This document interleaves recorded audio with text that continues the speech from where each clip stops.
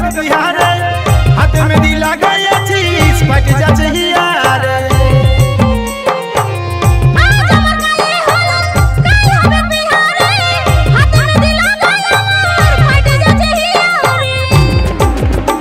हमी बोलबो के सुनिबे के दिबे काम सांत्वना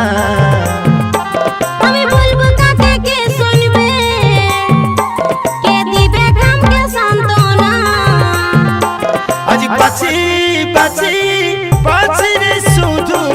पाची रे যন্ত্রণা আজ পাছি পাছি পাছি রে শুধু পাছি রে যন্ত্রণা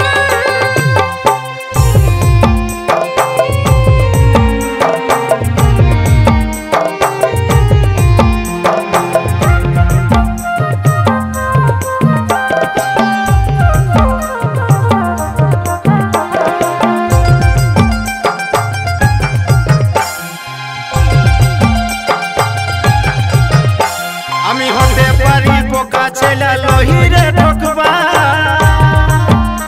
केने आशा दिए रखे चिलिज ठोकली तुया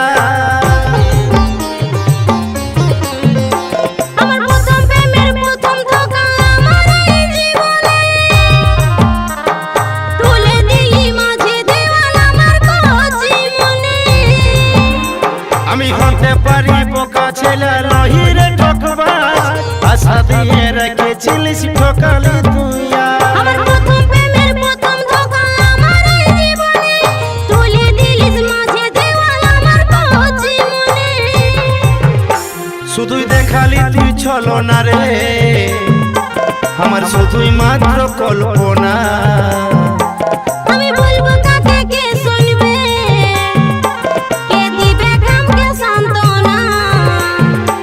আজ পাছি পাছি পাছি রে শুধু পাছি রে যন্ত্রণা আজ পাছি পাছি পাছি রে শুধু পাছি রে যন্ত্রণা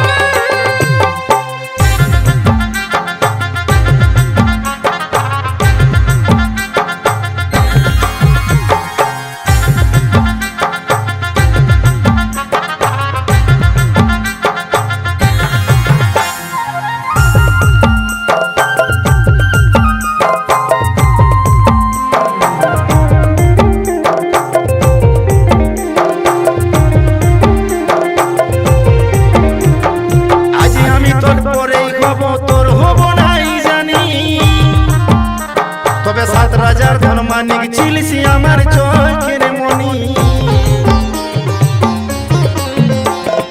এই জীবনে তোর সাথে দেখা হবে না তুই সারা জীবন থাকবি সুখে এইটাই বলে যা আজ আমি তোর পরে হব তোর হব নাই জানি ৭,০০০ ধন মানিক ছিলিস আমার চোখের মনি এই জীবনে তোর সাথে দেখা হবে না সারা জীবন থাকবি সুখে এইটাই বলে যা শুধুই দেখালি তুই ছলনা রে আমার শুধুই মাত্র কল্পনা।